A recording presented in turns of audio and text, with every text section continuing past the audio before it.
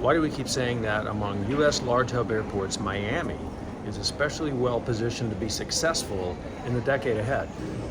It's not the concessions, though they're not bad. It's not the airport experience, not that that's bad. It's certainly not how easy it is to connect here. And it isn't that they have this great kids play area. Okay, maybe it is a little bit. So as our clients and our subscribers know, long-term geopolitical and demographic trends are reshaping not only the global economy, but also the U.S. aviation industry. And there are two key changes that are happening.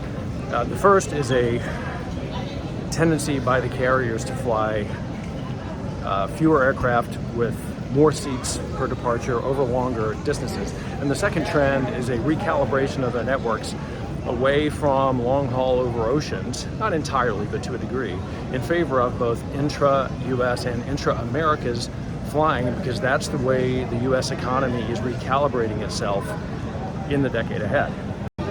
So why does that mean Miami's going to do better than most other large hub US airports? Well, it has three things going for it that most other large hub airports don't. First, it's in Florida. That means strong population and income growth in the decade ahead.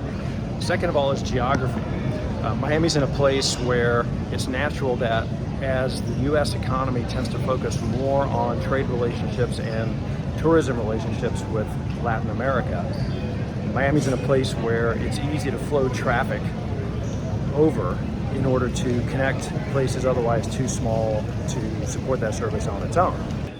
And then finally, there's a natural propensity amongst Latin American customers and a preference really for them to access the United States via Miami.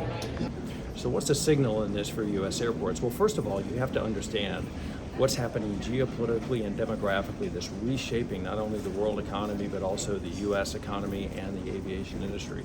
And then second of all, how is that going to affect your airport? And then third, how does your airport currently perform with regard to where these travel trends are moving, where our trade relationships are going, where tourism is headed, and how profitable is your current offering for your carriers? Understand those things first, and then help figure out how can you affect them so that you can improve your outcomes while there's still time.